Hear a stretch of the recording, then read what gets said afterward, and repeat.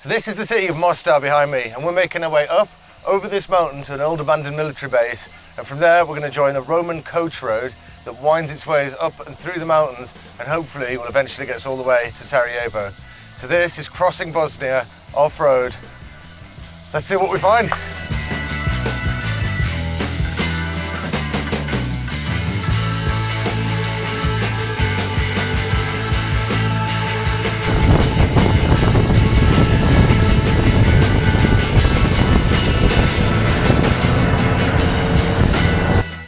So 10 minutes of driving up this mountain and you can already see the whole city of Mostar in the basin below us, and you quickly get a sense of why it was so effectively held under siege by the Croatians during the war.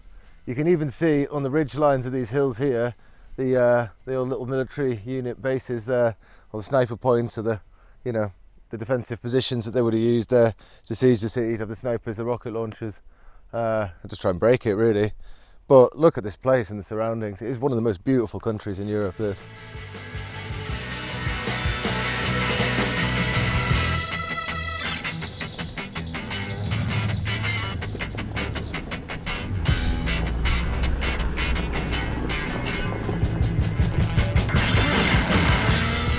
Well, this would make one hell of a wild camp spot with that view back over the mountains and that ruin of an Ottoman fort. It is absolutely awesome. Plus, just what a setting. Look at all that behind me. Let's get the drone up and see what it sees. But that's not too shabby, is it?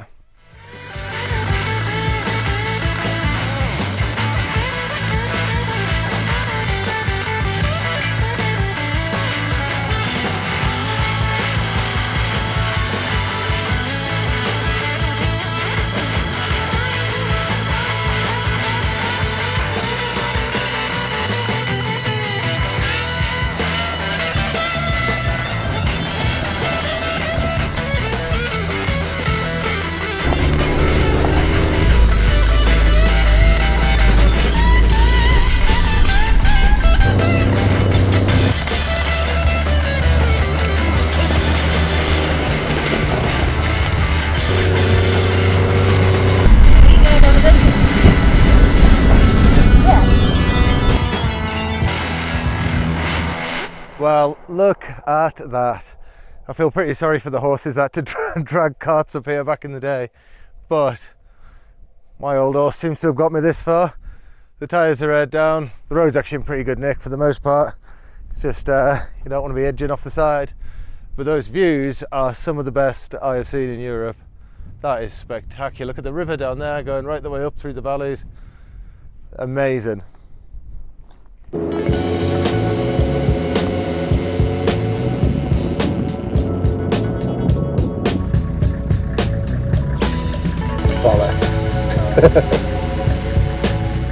And one of the things I love about this country is how much the evidence of the war is just still everywhere, from the rocket mortar shell marks in all the buildings and bullet holes riddled everywhere.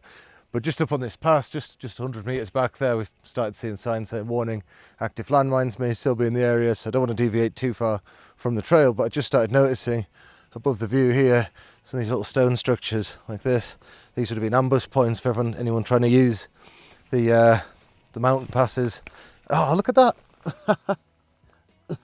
Shell casings still in the floor, because here, and this one here would have been the main one. So you've had pincers, one on either side, and coming up here, you would have seen this would have been a full ambush point. So you can see the marks, the old carpet that they've obviously used to cover the top, and then you can actually see the gap in the stone there where they would have had the guns through. Anyone coming up this mountain pass didn't stand a chance. It's amazing just to be everywhere out in the open like that, isn't it?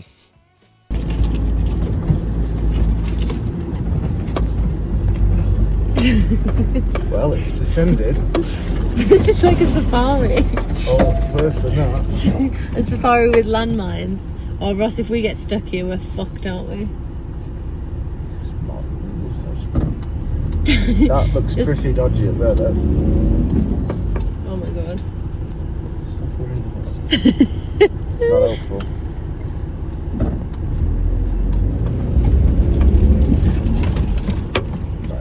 just gonna have to get out and have a little judgment call here. Smiling. Okay.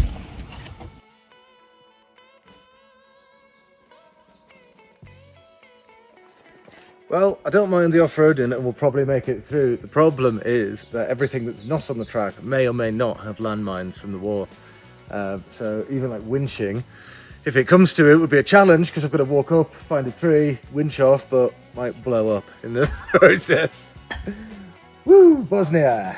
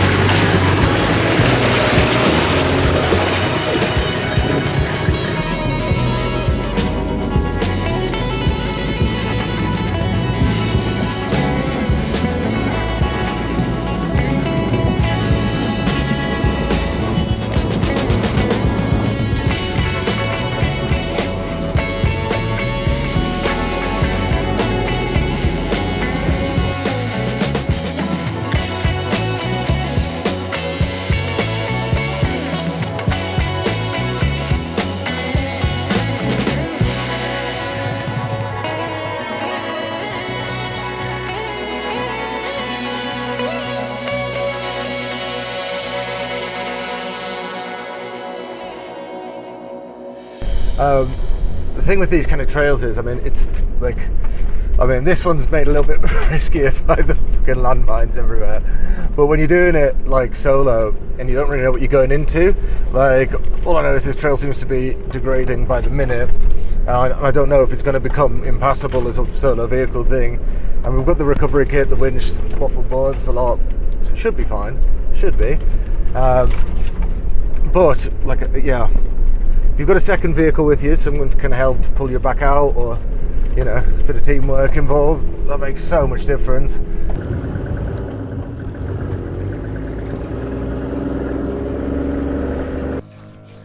So we're driving through this high mountain plain, which is absolutely awesome. First sign of a house or anyone else living up here. She might be a shepherd or something, but look at those mountains, that ridge line behind us is insane. And I just spotted these from the car, and obviously one of the rules in treasure hunting, or one of the things you want to look out for is straight lines, where there theoretically shouldn't be any straight lines, because nature doesn't tend to make things with straight edges. And I've just spotted all these. I mean, they are ancient tombstones, there's no doubt in my mind about that. Whose and of what age and anything else, I really don't know. There we go, that's the first sign of some kind of carving.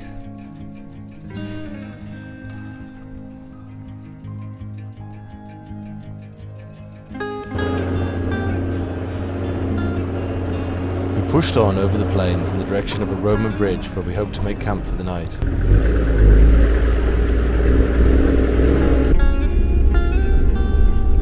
And watch out for the big rocks. Yeah.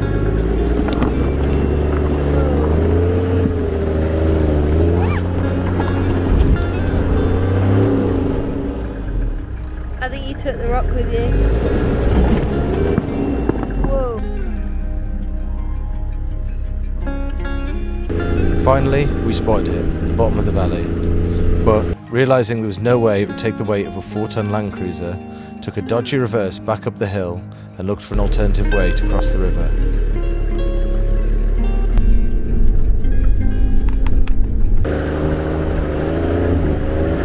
So I've driven upstream and managed to find a bit here where the river shallows right out, and let's get across it.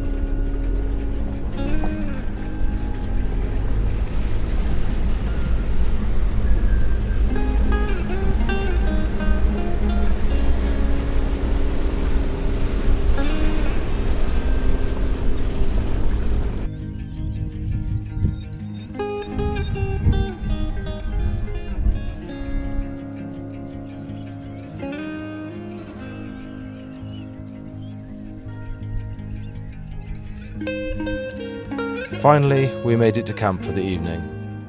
realising in an instant everything that this lifestyle affords you. The challenge, the dirt, the sweat, they give way to incredible views and, if you're very lucky, pristine waters in the shadow of a bridge that Roman legions once marched across.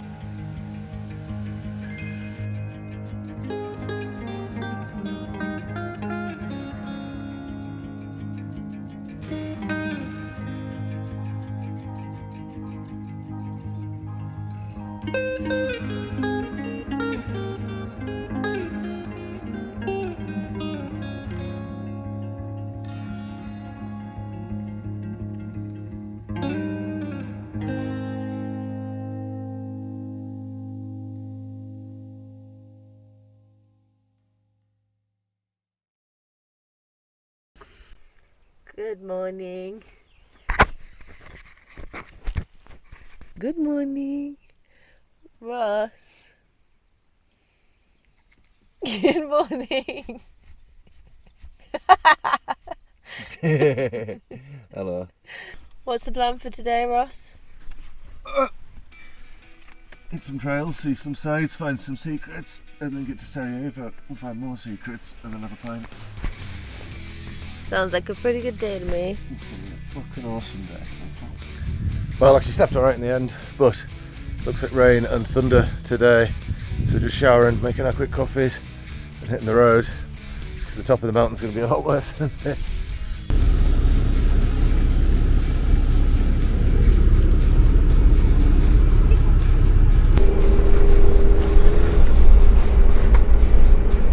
Well, we seem to have popped up out the rain, which is especially good when you don't know what the hell you're going into, because wet ground is never easier to drive on than dry ground. But we've also adapted the route slightly, because yesterday, towards the end of the day, I found something that looked like prehistoric, well not prehistoric, but historic tombstones that I couldn't find any information on, still can't. Not that I've had any phone signal, but I did have a little look on Google Maps and found that this looks like there's a lot more of them in a high mountain plain over this way. So we're going to try and get there using the off-road tracks and see if finding those ones sheds any light on the ones we saw yesterday.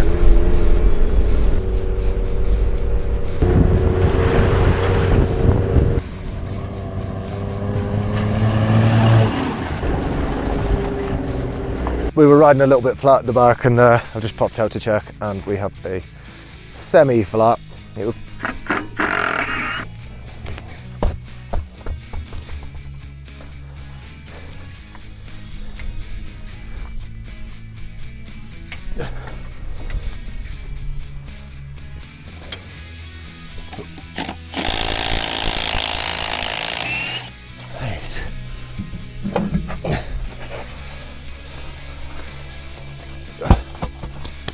Hope to avoid a stiff breeze, because that's a risky way of changing tyre. Hey, don't drop, don't drop, don't drop.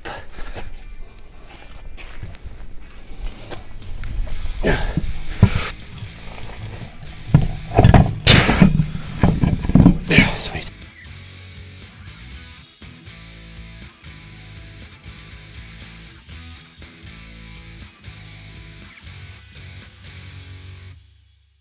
Well, this is a much bigger site than the one I found yesterday, and this one does have a little bit written about it. Apparently, these are probably from the 14th century and represents two lost wedding parties. The one on the other side of the road is the bigger wedding party, and this one's actually its own, apparently. Now, the two stories, one says they just died in a really unprecedented blizzard on their way back to Mostar on this old coach road. The other says the two wedding parties came from opposing factions at the time and slaughtered each other in a war. Who then put up the monoliths, I don't know. But if you come in a bit closer to some of these, you can see the remnants, at least, of the carvings that most likely would have told the story back in the day. Unfortunately, up on this windy, windswept, rainy plain up here, that have been quite well eroded. Actually, there's just not any of the markings left. Just see the kind of detailing and still left in some of them. Not that there was ever any risk that these were not man-made, but hopefully it might have told the story of what they represent, because I don't know if there's actual graves underneath these or if they're just an actual monument. but it's starting to get a bit bleak up here, so I think it's time to move on. Apparently there's some more similar kind of historical artifacts and pieces down the road. Let's go see what else we can find, and I'll try and look up some more information about these later.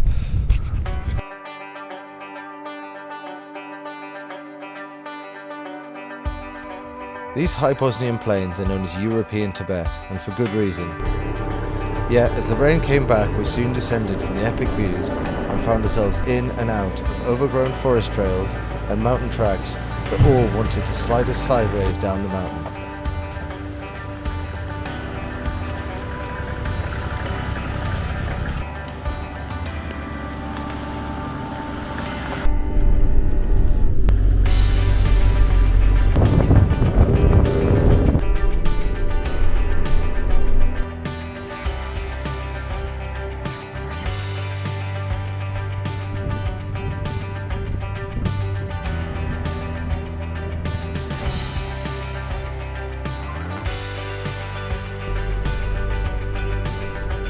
And the amount of crap stuck in the windscreen wipers from all the trees has burnt the fuse out. I'm going to stop and check that in a second, because this is enough of a challenge with good visibility.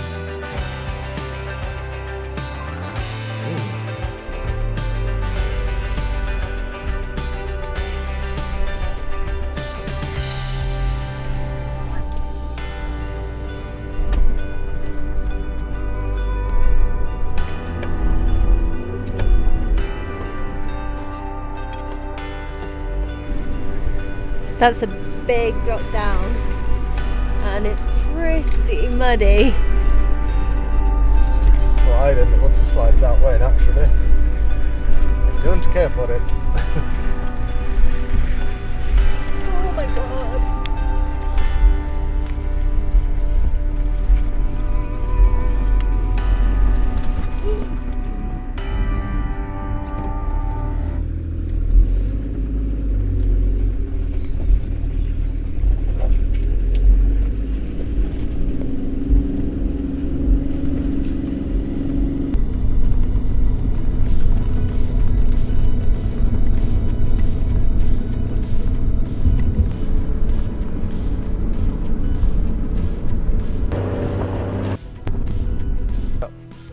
Well, we've just popped out the tree line over there. That was a bit hairy. It's just the drop-offs I don't like. The Land Cruiser always makes it, but you know, when it tilts you like that and you feel yourself sliding towards what's probably certain death, yeah, it gets you up in the old stomach, that does. But we've just popped out the tree line. The sun's out and this trail's a lot better, so we're not out of the woods yet. Excuse the pun, because we're about to go back into it on the other side, and from what I understand on the map, that's possibly where it gets a bit more hairy. So that'll be mint. But let's try and hit some miles while we actually can here then.